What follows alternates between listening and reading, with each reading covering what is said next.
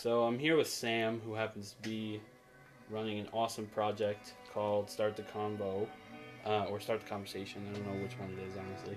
But, Depends on the hashtag you want to use. It's okay. either way.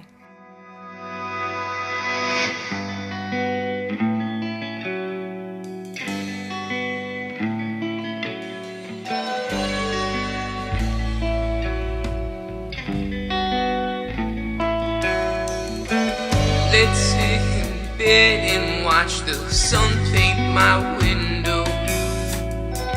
The light comes through and bathes our lives in red.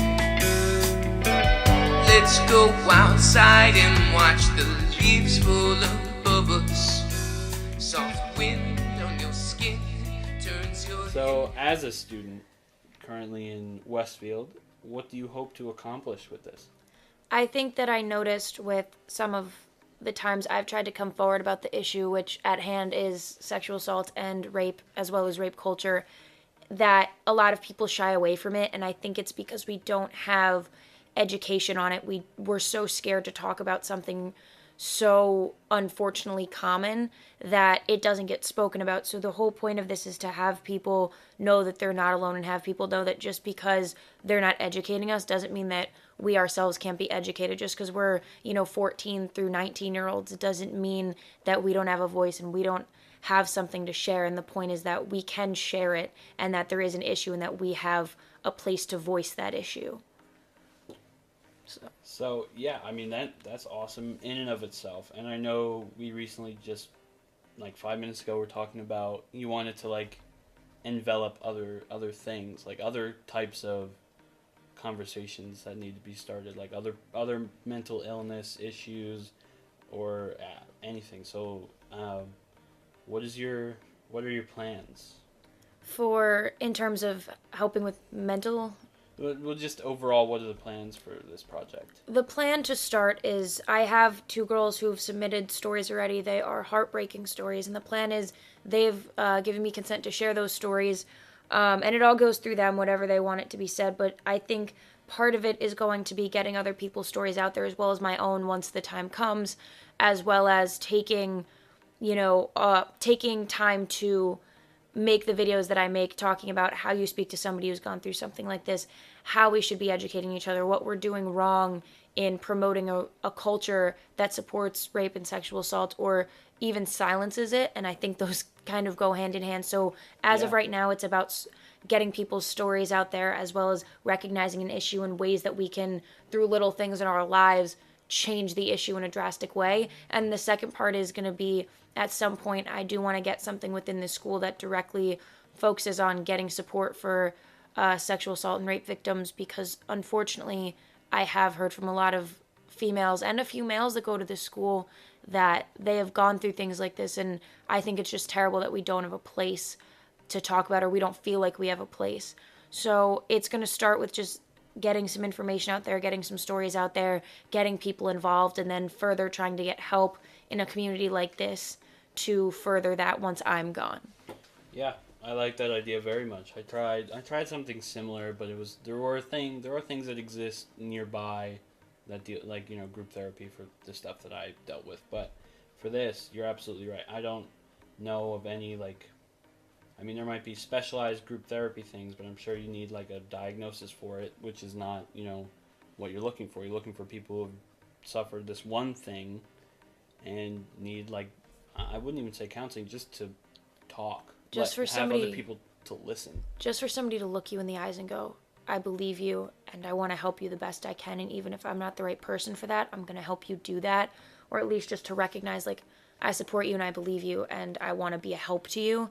That is such a big step. It takes you from 0 to 30. Like, it really helps.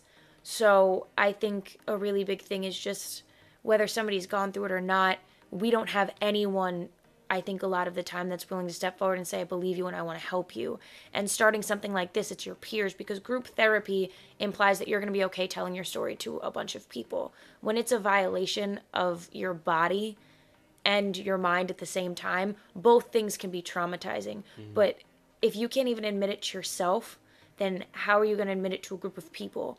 And I think with situations like this, and with any sort of mental or physical trauma, everyone's not always ready to sit in a group. And it might be helpful to some people, but it starts with admitting that something happened, and that needs to happen on a more personal level before you can even sort of think about getting help. Admitting that there's something wrong is so important to getting to that next step, and that's the piece we're missing. Are there people in place that could help us? Yeah, but if we're not willing to admit, like, there's an issue and feeling like people are going to recognize that issue, there's a step missing, and you're never going to get to that other part. My saying is you don't need a license to listen, because the truth is there are people, sure, that are licensed to, guide kids through, like, trauma. There are therapists who specialize in, sexual abuse and, like, rape, but unfortunately, from what I know, we don't have counselors here that are specialized in it, and most times kids prefer to talk to their friends about it rather than go down to the guidance office. Well, I had experiences with the guidance office when they said some pretty bad things to me in terms of trying to get me to keep quiet about it. And I think what's hard is when you go to a place like this, it's about reputation. And I've noticed a lot of the time that things fall by the wayside when it's about reputation. And there was a few people who were willing to help, but not the people in place that could really help. And it's unfortunate because when you hear those things, it's discouraging. But knowing that you have people that go through the same thing, we're not therapists, but we can just say, I understand, let's talk about it. And that in itself bridges that gap and lets us know, okay, there's an issue here. We can do something about it. If they're not willing to, we're going to. And it's just such a complex issue of, like, why aren't people helping? It's because we're afraid to say the word rape. We're afraid that, it's such an invasive thing to happen that we're afraid to even speak the word. And that's what keeps it silent. That's what keeps that cycle of silence going. It's that fear of it. The only thing more scary than acknowledging that it exists is going through it alone. Or going through it, let alone going through it alone.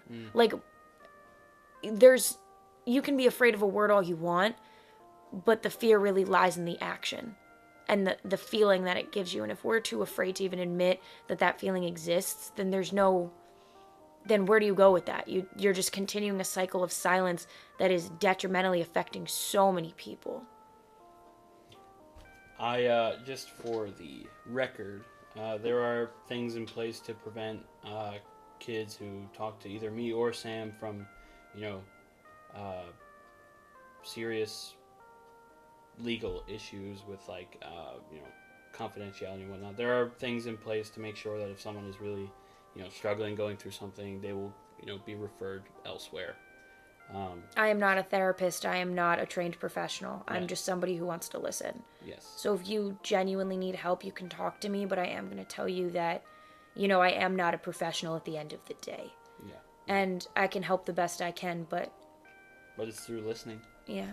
That's what it is. And that's my whole thing. And the whole other part of this, podcast is student voice, because I actually, through my, like, research, have not, well, it's not research, it's just, browsing podcasts. I have not seen, like, students talking about things like this. And that is the problem, because if we don't talk about it now, I don't know when we will. Because the generations that are after us are are dealing with a lot more than we had to. Because when we grew up, there weren't these, like,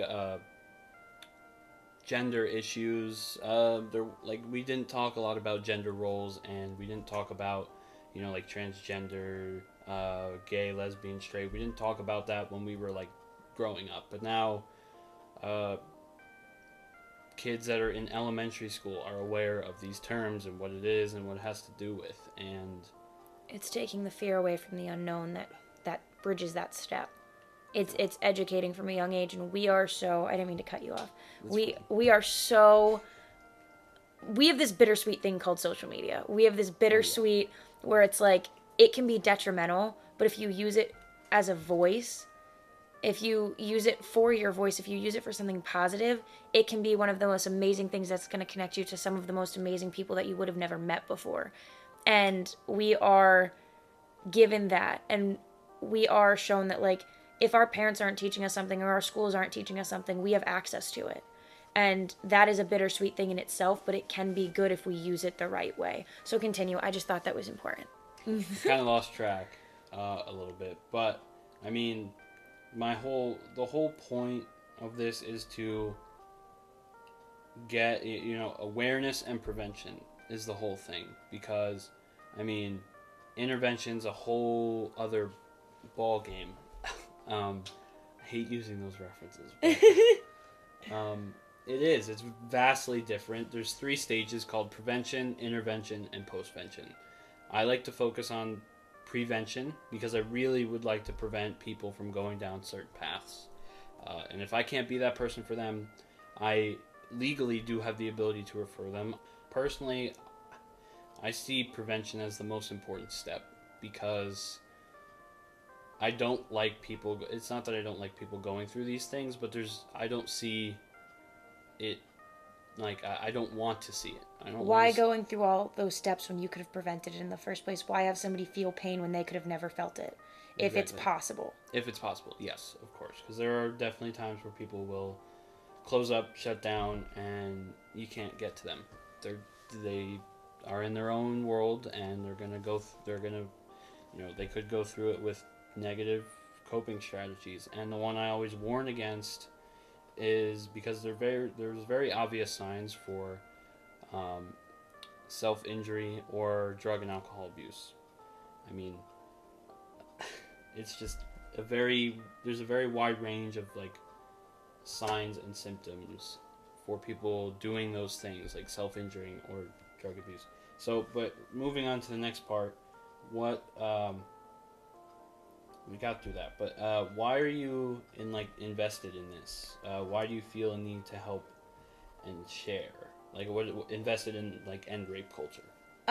Well, I was raped my freshman year of high school by a boy I was very, very close with, and because I wasn't aware of the things around me that were making me feel as if it was normal, that's exactly what I thought it was. And I know I told you about this before, but there was a boy in my life who was my best friend. I had met him 2 months into being in a relationship with the boy who did this to me. And he came from the outside, became my best friend, and I think started to see a lot of the things that I was rationalizing. And the first night that this happened, I was on FaceTime with him. We were sitting in the dark, but the FaceTime audio is better. So it just is. So we were sitting in the dark, and he's talking to me, and I rolled over and I groaned in pain, and he immediately knew what was wrong because I had earlier told him that the act was consensual. So he immediately knew that it had something to do with that, and he asked me what was wrong, and I said, it just hurts. And he said, I don't think it's supposed to be like that. And I responded with saying, it always hurts when he touches me. That's just the way it is. And it got very quiet, and I'll never forget hearing the person I loved the most, my best friend, the person who just was such a big part of me, listen to a part of them just die and just get very cold and dead, and just that sigh that he let out. I had been rationalizing something for so long and telling myself, you hate this, but maybe it's just the way it is, because there was nothing in my life, not my parents, not my family situation, not my friends, nobody was telling me that this was normal, but there was nothing in my life telling me it wasn't. And this guy was the first reason that I woke up the next morning and said, okay, there's something wrong here. You're not crazy. Like, what's going on? And he did it. This boy did rape me 2 other times within a 2-week period of time, and I wound up being able to get out of the situation, which is a whole separate story. But I remember the #MeToo campaign started, and I had been wanting to start something for a very long time, and I posted my picture. And when I posted it, that boy who was on the phone with me that night, he was the first person I thought about. And I remember what it was like to have that person give me some sort of notion like this isn't okay, and there's something going on here. And it made me feel like I wasn't alone. And wanting to do projects about this for 3 years, I realized you have so many tools And you can do that for somebody. Just telling them that they're not alone, telling them that something's wrong and that their feelings are valid changes somebody's entire life within an instant.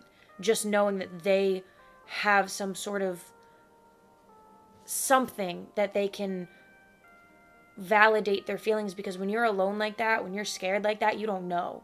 You don't realize because you're afraid, and it's psychological that you tend to ignore those things for your sanity. And for somebody to tell you you're not alone and that your reaction is normal but what's going on isn't, changes something in a person. And that's why, you know, with my own personal experience, I got invested in helping other people, because I cope by taking my pain and doing something positive with it. In my experience with everything I've experienced in my life, I've never gone through something and not wanted to use it to help another human being, because what's the point in, you know, us going through pain if we're not gonna, you know, if we can't take it and change somebody else's pain, and use it. Nobody has an obligation. But I, when this happened, really felt like I had a strong voice. I have a confident, strong voice. I have, you know, I have the passion of somebody who can lead something like this. And I'm not going to be perfect, and I'm going to mess up, and I'm going to do my best. But we're starting something. And I wanted to be what that boy was for me, what all of these people along the way who helped me and really just sat by me. And for the people who didn't, I wanted to be something other than that. So that's why I'm so invested in it, because I started seeing all of these things in our culture that says, this is okay, you need to sit down and be quiet. Yeah. And I wanted to raise awareness about those things, because if we can change the way we're teaching each other, the statistics are going to go down drastically. Mm-hmm. I love men. I think men are some of the best people in my life. I'm sitting here with one of the most amazing boys you can find, and I so hate that we are so just anti-man now, because a lot of perpetrators are male, whereas are we teaching them from a young age that these things are okay, and that's the reason these statistics are so high? Men who wouldn't be prone to being violent or being aggressive are subconsciously told their whole life to be a little more pushy with women, to treat them a certain way based on things their teachers say, based on things their parents say, based on things your friends say, or the way you see other people treat women. And even men, you know, men abuse men, women abuse women, women abuse men. Like, it's not just a heterosexual male to female issue. And like, are we teaching those things, and is it preventable? Going back to prevention, if we teach those things now, will in the next generation we see those numbers go down, because of the fact that we're teaching what's right and what's wrong, and where certain things we say have an impact. And I talk about this, and I'll stop rambling in a minute, but I talk about the dress code a lot because it's biased based on body type. They don't implement it on everybody. They implement it on girls who tend to be more developed. And I've noticed that because I am. And I've seen girls sitting next to me who have been heavier or skinnier, who have their entire stomach showing, low-cut shirts, and a pinky's width of my stomach could be showing, and I'll be sitting right next to them and be told to go change because I'm considered sexual. So you're teaching not only that only certain body types can be considered attractive, which isn't true, but, you know, when you're aggressive about it, and when you're, you know, demeaning girls and pulling them out of classrooms and, you know, yelling at them in front of their peers, what is that teaching men to do? It's teaching us to degrade and treat women differently and embarrass them based on the way they're dressed, the way their body looks. And then you expect these boys not to go off with college with that notion in their head for 12 years of their life, 5 days a week, 8 hours a day. You expect that not to be implemented in their head, and for them to subconsciously think that it's more okay to be aggressive towards women and use excuses like, oh, well, she was wearing this, oh, she was being a little flirty, like, I was just, you know, it wasn't aggressive. Yes, it was, but we're teaching that those things are okay, and that's just one example. It's preventable if we acknowledge it. So that's why I'm so immersed in it, because it is something that isn't 100% preventable. I mean, you can't stop people who do these things all of the time because it's inherent in them. But there are a certain number of these things. There are enough cases, especially with young men, that they've just been taught that that's okay, and it's so preventable. And that's why I'm so immersed in it, because what happened to me could have been prevented, because I know his situation, and I know what told him that it was okay, and it could have been prevented because I was so close to him. I knew him so well. He was my best friend. So, I mean, I'm so immersed in it because I see the issues and I feel the issues, and they've impacted me, and I want to get people involved before it has to impact them so that they never have to know what that's like. Okay, continue. As a student of social work, I very much try to like, all as we were talking about before. I try to wear a student on my shoulder at all times because there's no one way of ever doing something. So for me, my own experience doesn't define an experience. It is a perspective, and these things that like people like go through can be seen from multiple perspectives. But there's one thing I want to go back to, which is this whole thing about like, I was surprised to hear you be like not anti-man. Man hating is the same thing as misogyny. I get it. True I get it. feminists Well, do on. not hate men. I do want I get it, and it makes sense. But the reason why is because there's so many of these men that get off easy. I mean, take Brock Turner, who happened to get his sentence reduced, or I don't even Was remember. that the Stanford kid? I'm pretty sure. Okay. All I know is he's now in a criminal justice textbook at one of the colleges that my friends go to. But anyway, the whole thing with that is I don't like when people in power can say, oh, well, this kid just did one bad thing. Like, let him go. Like, he has a future ahead of him. That's not the point. The whole point of that punishment is that he knew it was wrong, but he did it anyway. Yeah.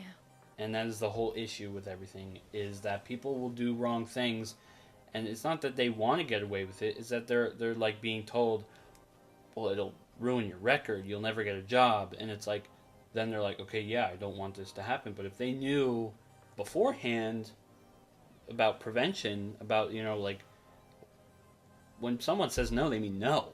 And when somebody can't say no, that's a proper time to wait till they can. Yes. I don't know if you've ever seen the film The Hunting Grounds. It's a very good, and a contrary film to that is 30 for 30 Fantastic Lies, which addresses the side of false accusations. But this specific movie, The Hunting Grounds, addresses the fact that colleges aren't taking sexual assault and rape seriously. And one girl says, there had never been a sexual relationship between me and him, and if there was ever time for that to be introduced, when I was awake would have been a good time for that.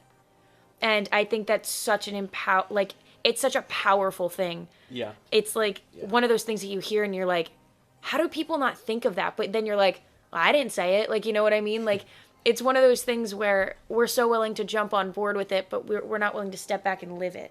And I'm sure if, this guy who had went there had seen that film, or the Stanford kid had went and seen that film, he would have been like, yeah. But if you're not living it, it doesn't matter. It doesn't matter what you're willing to say. And unfortunately, that's just one case of a guy, but we also have to keep in mind that, there's some crazy statistic that, and not crazy in a bad way, crazy in a good way, that most men will never rape. Most men don't, and most men never will. It's this, and the crazy percentage is how small of a percentage of men do actually commit crimes like this, but they're habitual, offenders. And I think it's so important to acknowledge the fact that most of the male population is not looking to, do stuff like that. We only hear about the portion that do, and that portion is very important, and we need to be focused on that, but we cannot be saying all men. Right. It's like saying, all feminists are man haters. No, they're not. It's like saying, it's like making a judgment based on somebody's race. Just because you are inherently something does not mean that you take on all of the stereotypical traits. And it shouldn't be a stereotype that a man is aggressive. It should be acknowledge the fact that it is a small percentage, and we're focusing on that percentage, not all men. Like, all men don't do this. If it's any consolation, I am the most gentle person ever. It's just to put out there, because every breakup that I've ever gone through, and there haven't been a lot, I've definitely... Good for you. It's less pain. No, it was more pain. That's my point. I have a fragile heart, which is, some people will, make judgments about that, but I don't care, because that's just who I am. And It makes you even empathetic. when I watch videos, I saw a documentary. I'm not sure if I've mentioned this before, but on the podcast, but I've seen a documentary by Michael Moore, who we know isn't, he's a pretty biased guy, but he still went to a bunch of these countries. It's called Where to Invade Next, and he goes to a bunch of these countries, and he looks at, education, nutrition, the prison system. And the prison system is a huge thing. And the worst thing about our prison system is the people that go in there often come back within 5 years. Like, we have one of the highest recidivism rates. And I think actually sexual assault is up there for, like, people coming back. Like, that is a part of it. But if we can rehabilitate, that's more important than punishment. If we Yes. can get somebody in jail and rehabilitate them when they come out, the boy who did what he did to me, if there was one thing that I could ever say about him, it's that I would rather see him get help for what he was going through, understand why what he did was wrong. Because he said it to me once and only once. He said the word rape. One time, and then he started telling everyone else that that's not what it was, because it did wind up coming out in a public sense in terms of through kids in our school, like, that this happened. And if there was one thing that I could tell him, it's that I don't hate you. I want to see you get help. I hate what you did, and I hate how it's gonna be with me for the rest of my life. But seeing you get help and see you being an advocate for something like this is so much more powerful than seeing you imprisoned. If we can send these men and women in with the notion of you're going to get help because you are going to get out in 5 years, you are going to get out in 10 years, and you're going to have to go back into society. And if we can teach you that these things aren't okay because we have to give you that second chance. Our prison system doesn't really allow for that. I know personally that that's just my opinion. You never have to forgive anybody who's done something to you. That's just the way I've seen my situation. I just want to make that clear. It is a good point. I mean, for a lot of people, forgiveness is how a lot of people move on. But of course, it's not for any of us to just tell you. It's not for. Through all these episodes that I've done so far, I've never wanted to give the impression that you have to follow what I'm talking about. It's only for relatability, because you are not alone, and that leads me to my personal stance on this. So I'm in full support. Thank you.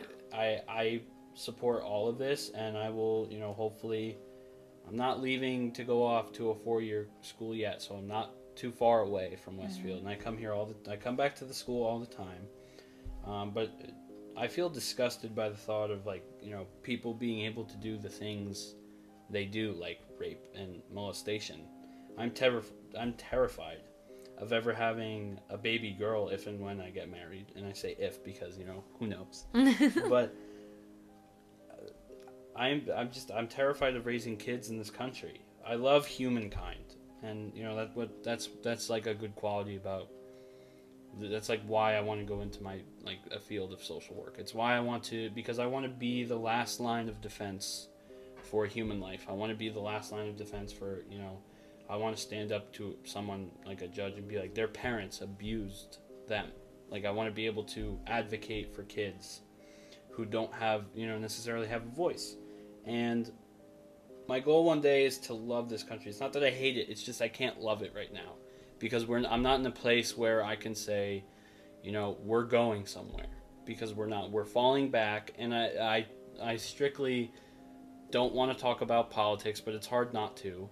But with somebody falling back like that and pushing on issues that are so moral, could it possibly be raising our stance on morality? And listen, if you do like Trump, then that is totally okay. I don't know anything about his policies. I have my opinions about him as a public figure. Of course, right. When it comes to the things he says, let's take from that. Last night, for instance, when this terrible massacre happened in Texas at a church, a local gunman decided to, it's one of I think it is named the worst shooting in Texas history, just weeks after Vegas. And Trump tweeted, this is a mental health problem. It's not a guns problem. And, no offense, but that puts a bad name on me. I have a mental health condition. Not everyone with mental illness is going to go shoot someplace up. No, and that's what a lot of people think. What he doesn't understand is that he has to be very careful with the way he phrases things, and I'm not like that with a lot of people. I don't think that you have to be super careful with those things, because if we get too... He is in an office where he has to respect... He's the president. He has to respect every culture, identity, so on and so forth. at should least in be his reading- political office. If he is Yes, not that of person, course. you know, in his personal life, we can't change that. But when he steps into that office, when he steps up on that podium, he needs to stand up and go, I represent America and America represents freedom. And that needs to be what's said. And just finishing the point I was trying to make is like, sorry. no, it's okay. No, we're going, this is a good conversation. I don't know anything about his politics, but when you, again, step into an office like that, you need to leave, you know, you need to leave racism and sexism and homophobia at the door. And I think that Because the one good he thing... is allowed to have a personal life, but the whole point of him being president is that he should put that aside. And because- he should fight for what he believes in, but when it comes to things like that... Well, when it comes to him being the office of the president, he can't fight for what he believes in. He has to fight for what we believe in. Exactly. And we believe in gay marriage. We believe in acceptance and... For those of you that don't, I'm sorry, the Supreme Court is like the highest power. If you don't support gay marriage, don't marry somebody of the same sex. That's it. If you don't support it, don't do it. Just like if you think churches are dumb, don't go to church. Like it's not, just don't tell somebody else that they can't do it. You know what I mean? And that's my whole thing is like, as long as it's not hurting anybody, which it's not, then what's the point? And with Trump, I think the one good thing that we're going to take out of this 4 years is we are going to really grab our stances on what we believe in. We're not going to be jumbled in this whole big mess. I think there's going to be key points in which we're going to come out of his presidency with okay, this is what we believe in, this is what we believe in, this is what we need to work on, and he was able to show us this. So if anything comes out of his presidency, I think it's going to be awareness. And I think that that's important for all of the bad things that might happen. I think that whether you support or you don't support him, that is something that might be key. I have to admit, and it's not the policies, honestly. It's the tweets. I don't remember. Somebody needs to take his Twitter away. I'm Someone sorry. did. Just like honestly, we just need to. One thing, getting back to what we were talking about though for the podcast, I think is important is when you have a president, and excuse my vulgarity, saying, "Grab her by the pussy." There's a problem, and that is something that I think has actually helped women's rights in a lot of ways, because I think it, as awful as it was, it had a lot of people standing up going, you know, what the hell are you saying? Like, are you crazy? Like, you're gonna brag about sexual assault? Like, I think that, you know, I think, again, saying, like, what's gonna come out of it, like, he does some crazy, awful things. If you've and ever it's seen awful. that video, if you didn't punch something, I'm sorry, I don't know what you did. I was very aggravated, and I think it's a good thing to talk about briefly because I really don't want this to be focused around politics, and we're going to move on in a minute, but it's relevant. It is, and that video, I heard it, and I heard him say, I just can't stop kissing these women. I'm like, but you could. You could. Like, it really disturbed me on a personal level, knowing that, you know, that man, you know, despite whatever you want to call him, he is the president, and I'm not saying you need to respect what he does or who he is. I'm just saying that for me, I can't grasp the fact that he is the president. I get it, but it's like when all these people came over saying, like, you know, just accept that Trump's president. Like, let's forget, I'll accept that he's president. I won't accept what he believes in, though. Exactly. And it's not fair that he imposes it on everyone else, because I mean, a lot of via Twitter, nonetheless. See, that's the issue. He's ruining Twitter for everybody involved. That's my sole problem is his Twitter. Now to go back on topic, to be mentally healthy, most would say, you know, like, don't keep it in and tell an adult. To the people currently not sharing their stories and those who are bottling it up, what do you have to say to them? I have to say that I know from personal experience, and I know everybody's different, but this is a common theme that I've noticed in speaking to people like myself who have gone through trauma, that it is so difficult to come forward a lot of the time, especially when you are going to sit in front of a human being and give them the visual image of something like that happening. But coming forward is genuinely so anxiety-ridden until you get through it. And you see that person look at you and go, we're going to get you help. And if they don't do that, okay, you're going to cry and you're going to feel awful and you're going to move on. You're going to find somebody who will help you. Because none of you guys knew I existed. And I was here for the last few years, you know, wanting to help people. You just have to find the right people to support you. And you have to realize that just because one person does not support you does not mean that there is not support out there. one attempt might not work. It's okay. Your feelings are valid. Your story is important, and we hear you, and we believe you, and we support you. And what comes out of something like this is a sense of unity. You know, people who do these things make the numbers this big. So let's take those numbers and flip it so that they can go down again. Let's take our numbers, and I don't want to say ranks because it sounds like war, but let's take all of those numbers, all of the people, every single number that represents a human being in those statistics. Let's take them and let's fight this. Let's get back to the root of the issue. Let's bring those numbers down again. On that note, the whole reason I was talking about why I couldn't love this country, because don't get me wrong, it's a great country, and there's so many positives that can outweigh the negatives.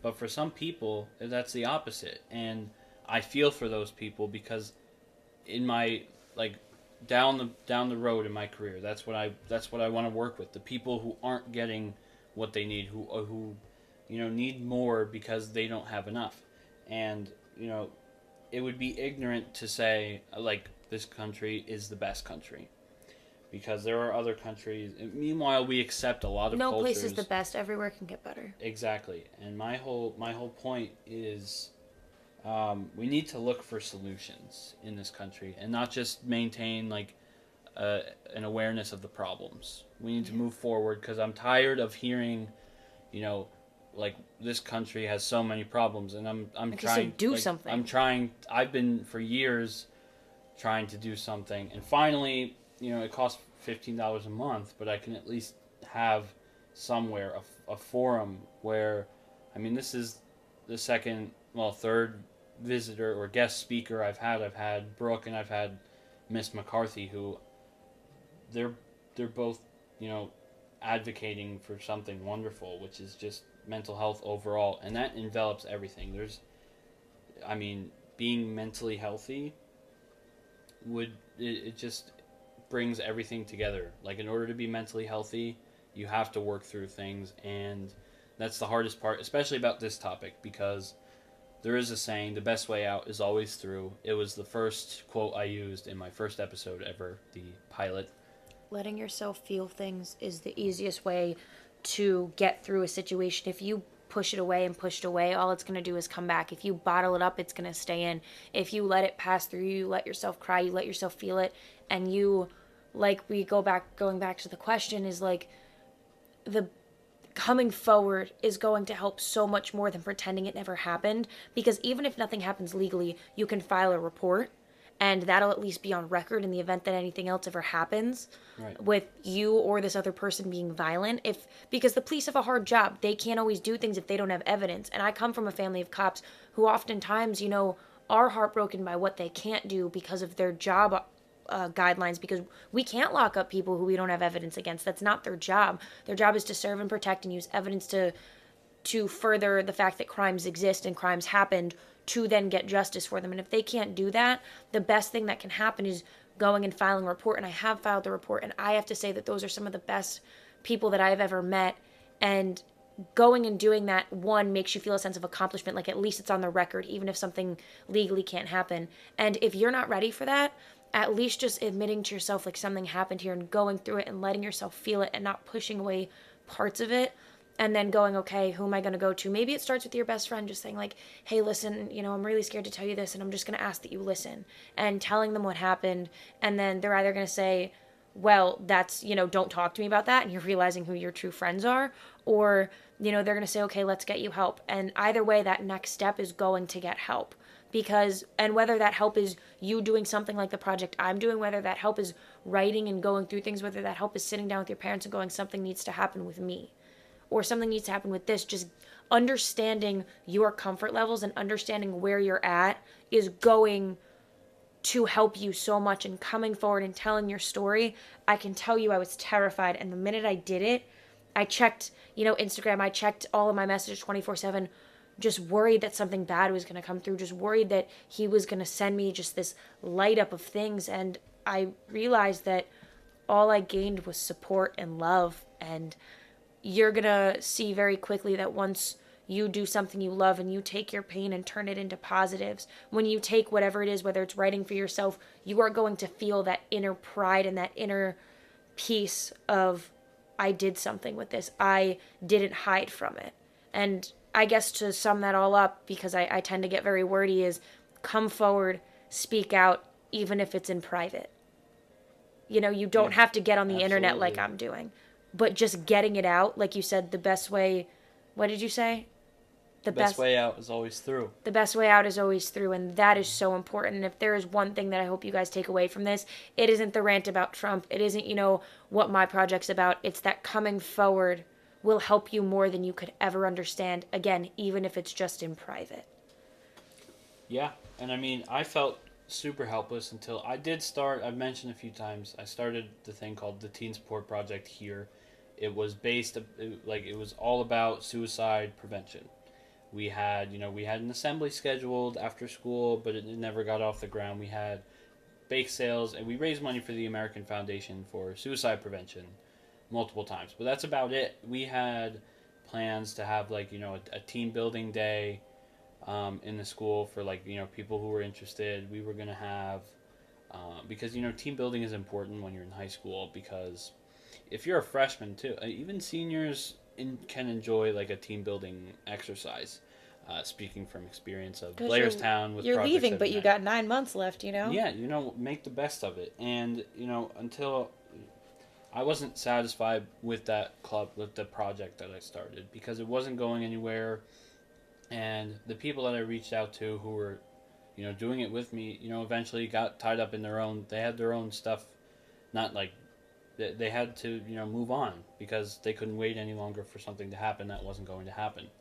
Um, and so I felt helpless because when that went down, there was a lot of people who found it interesting and wanted to talk about stuff, but it never got off the ground. And so until I started this podcast, I totally felt helpless. I felt like there was nothing I could do, because the problem was I was counseling my friends, because that's just I used all my pain and I was able to I overlooked them as people, I psychoanalyzed them, and the word would be, and determine oh, well, maybe you are depressed because you upset, blah blah blah.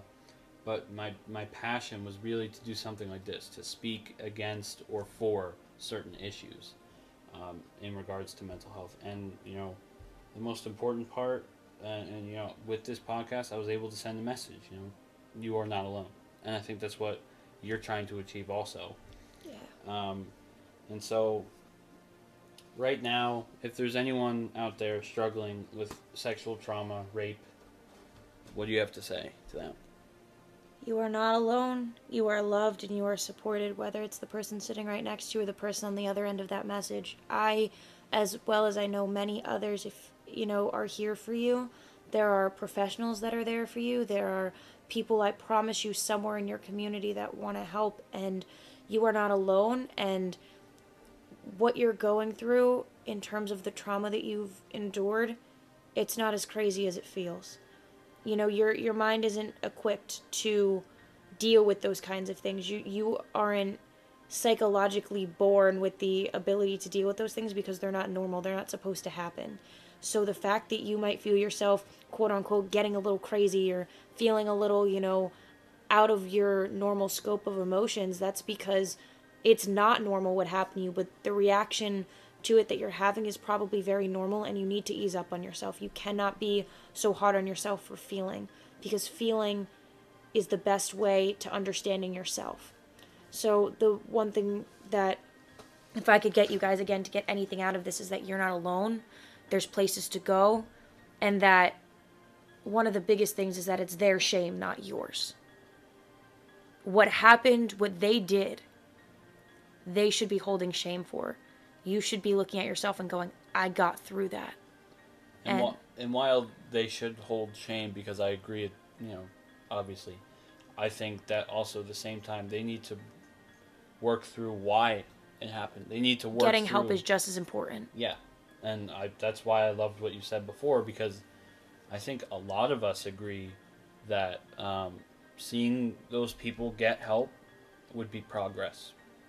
Because And it's you going to don't be hard. hear that a lot. You hear them they're shipped off to jail and they're going to come back out and do it again, or even worse, they go to jail for life if it ends up being worse. And I have to, graduate with this boy. There was another boy, unfortunately, that I found out was involved through his own volition of telling me. And, it prohibits me from going to certain schooling events because I don't want to watch him and I can't be there for my friends. And it hurts. But knowing, that I have other things that I can be doing is so helpful. And just knowing, if I saw those people get help, yes, is it going to hurt when I watch them graduate with me? For sure. Not that I don't want them to graduate, but is it going to see them standing next to me? For sure it's going to hurt. But knowing that they're going to go and be a productive member of society means more to me than that, than seeing them locked up. Seeing them become productive people means more to me than seeing them, experience something in prison or, maybe just staying that person and causing harm to others.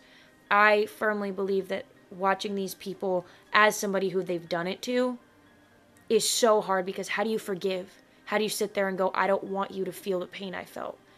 But stepping back and realizing why would you want to be what they were is so important if you're one of those people who does want to help and does want to see those people get rehabilitated. So it's going to be hard for you as the person who was a victim. But, there might be a better outcome. So it's going to be hard on both sides no matter what's going on. But it depends on where your values lie, and there's no necessarily wrong answer. There's not necessarily one answer that's correct or incorrect. It's personal. But just understanding that and knowing that rehabilitation is just as important as healing to society might be personally painful to watch for a little while, but it's going to benefit society in the end. And that's just what I believe in. And if you don't believe that, you have no obligation to ever forgive anybody. But I just felt the need to voice that. You have no obligation to feel the way I feel. And I'm not telling you that you're wrong or that I'm right. I'm just saying that that's right for me. And that's something that I think is so therapeutic once you get to that level of empathy and that level of forgiveness. And you never have to get there. You have no obligation. But I think it's important to mention. Back in time and through your heart. We appreciate the continued listening, subscribing, the works. As always, thank you to Julia Mazzola and Blue Moon Under for the permission to use their music. Check them out on iTunes. Don't forget that even students have a voice. You know I take it for you. You know I'll be what you want me to be, but I can't be anything Until next time. unless you tell me, babe. On a side note, you should be a social worker. You were the 8th person this week to tell me that. Oh my God.